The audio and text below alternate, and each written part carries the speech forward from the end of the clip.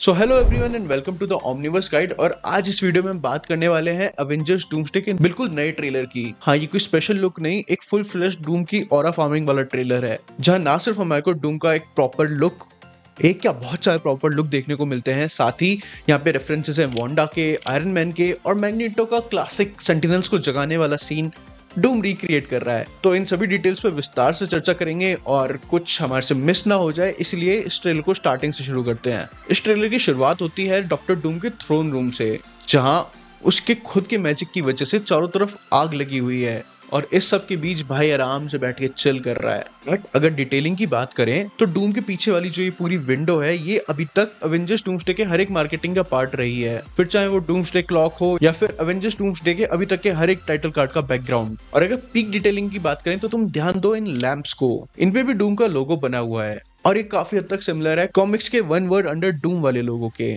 जो कि as part of aesthetic इस मूवी में हमारे को काफी जगह पर देखने को मिलेगा। बट अगर प्रैक्टिकलिटी की बात करें तो यही सेम सिंबल डूम अपने रून्स में भी यूज करता है। फॉर एग्जाम्पल, जब डूम सिर्फ 2 उंगलियों से थॉर का मोस्ट पावरफुल अटैक रोक लेता है तो उसके हाथ पे जो रून बने थे उसके चारों तरफ भी यही सेम लोगो था।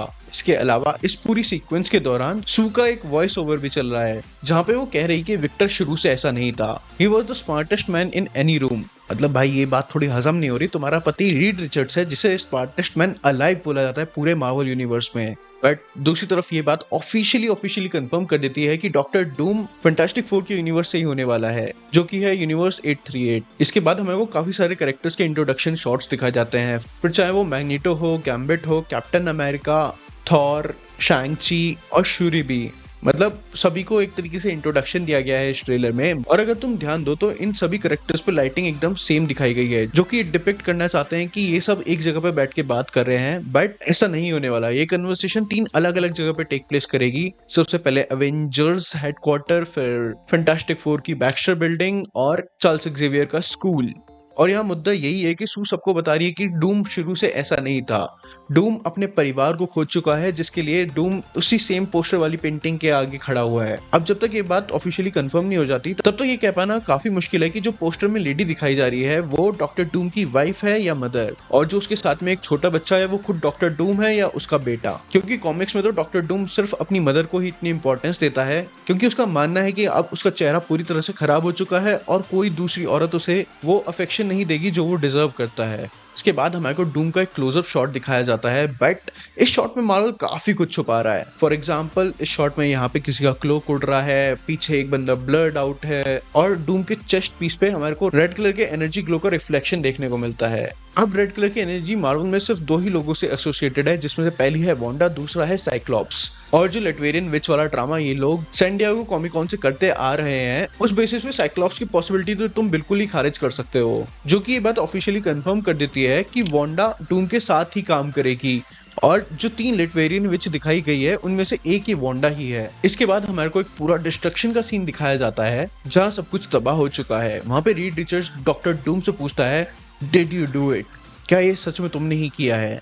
क्योंकि डूम ही इकलौता ऐसा बंदा है जो वो हार्ड चॉइसेस ले सकता है जो अवेंजर्स फैंटास्टिक फोर कभी नहीं ले पाएंगे, यानी कि इनकर्जन से पहले ही एक पूरी अर्थ को डिस्ट्रॉय कर देना। और ये शॉट काफी हद तक पॉसिबली हो सकता है उस सीक्वेंस का जहां पे फैंटास्टिक फोर और अवेंजर्स की टीम म्यूटेंट से लड़ने के लिए गए थे, बट उनकी लड़ाई खत्म होने से पहले ही डॉक्टर डूम ने यहाँ पे पूरी लाइफ फॉर्म को खत्म कर दिया है। के बाद आता है डॉक्टर डूम का प्रोबेबली सबसे इंपॉर्टेंट डायलॉग। वो यहाँ कह रहा है, all of you have lived stolen life. मतलब कि यूनिवर्स को बचाने के लिए सिर्फ डूम ही सेक्रीफाइस करने के बाद सफर कर रहा है, वरना हर कोई अपने लव्ड वन को वापस लाने के लिए किसी न किसी तरह से रूल ब्रेक करके मल्टीवर्स के बैरियर्स को तोड़ चुका है। और पूरी की पूरी मल्टीवर्स सागा का पॉइंट ही यही है कि शायद तुम्हारे ही एक सपने को जीने वाला तुम्हारा ही एक वेरिएंट मल्टीवर्स में कहीं ना कहीं पे एग्जिस्ट करता है। फिर चाहे वो वांडा के दोनों बच्चे हों, डॉक्टर स्ट्रेंज के लिए क्रिस्टीन पामर, कैप्टन अमेरिका के लिए वो one last dance, Deadpool as part of Avenger जिसके लिए थॉर भी आंसू बहाए, और फाइनली एक्स-मैन जिन्होंने म्यूटेंट्स को थ्राइव कराने के लिए पूरी टाइमलाइन ही बदल दी। और इसके अलावा जितने भी लोग हैं वो कहीं से भी दूध के धुले हुए नहीं है। फिर चाहे वो सू स्टॉर्म हो, उसको फ्रैंकलिन रिचर्ड्स मारने के बाद में दोबारा जिंदा कर चुका है, या फिर गॉर की बेटी जिसका ध्यान तो अभी थॉर रख रहा है, बट मर तो वो भी चुकी थी, इटर्निटी ने उसे दोबारा एक और लाइफ दी है। ये सब देखने के बाद तुम भी सोचोगे कि भाई मैं ही क्यों सफर करूं। इसके बाद भाई की होती है सुपर हीरो लैंडिंग। मतलब डूम बहुत ही अच्छा लग रहा है, लेकिन यहाँ पे इंपॉर्टेंट चीज ये है कि तुम देखो वो कहाँ से कूद रहा है, जो शिप से ज्यादा एक प्लेटफॉर्म है। और इसके बाद तुम कॉमिक बुक से इस वाले प्लेटफॉर्म को देखो। इसका डिजाइन एकदम एग्जैक्टली वैसा ही है जिस पर डॉक्टर डूम, स्टीवन स्ट्रेंज और मॉलिक्यूल मैन गए थे बियॉन्डर्स का सामना करने के लिए। और at the end doctor Doom Beyonders की पावर एब्जॉर्ब करके लौटा था, जिसके बाद डॉक्टर डूम ने बनाया अपना खुद का बैटल वर्ड और बन गया वहां का गॉड एम्परर डूम। बट यहाँ पे डॉक्टर डूम इसके बाद सामना करता है थॉर का, यानी कि एवेंजर्स की टीम का सबसे पावरफुल कैरेक्टर। जिसके बाद वो पूरा अटैक और 2 उंगलियों वाली सीक्वेंस तो ठीक है, बट थॉर का डायलॉग सुना तुमने भाई? थॉर डूम से कहता है you will back for hello long before I grant it. But ये मूवी थॉर की नहीं, डूम की होने वाली है। वो सिर्फ 2 उंगलियों से स्टॉर्म ब्रेकर को रोक के बोलता है हेल आंसर्स टू मी। मतलब इससे ज्यादा ऑरा फार्मिंग तुम डूम के लिए और कैसे ही करा दोगे। अब अगर तुम सोच रहे हो कि इतनी बुरी बेइज्जती के बाद थॉर खुद को रिडीम कैसे करेगा, तो तुम मेरी ये वाली वीडियो देख लेना।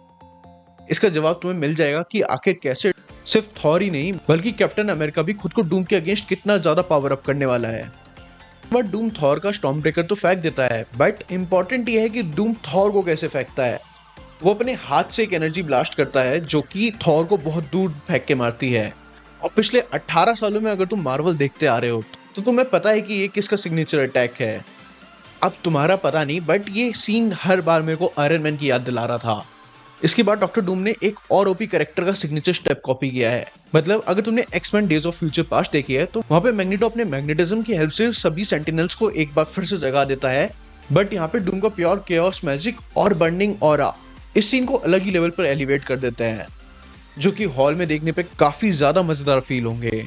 तो भाई ये था एक छोटा सा ब्रेक डाउन एवेंजर्स डूम्सडे के न्यू ट्रेलर का। अगर इसमें मेरे से कुछ मिस हो गया हो तो कमेंट करके बताओ, और अगर वीडियो अच्छी लगी हो तो लाइक एंड सब्सक्राइब। बाय।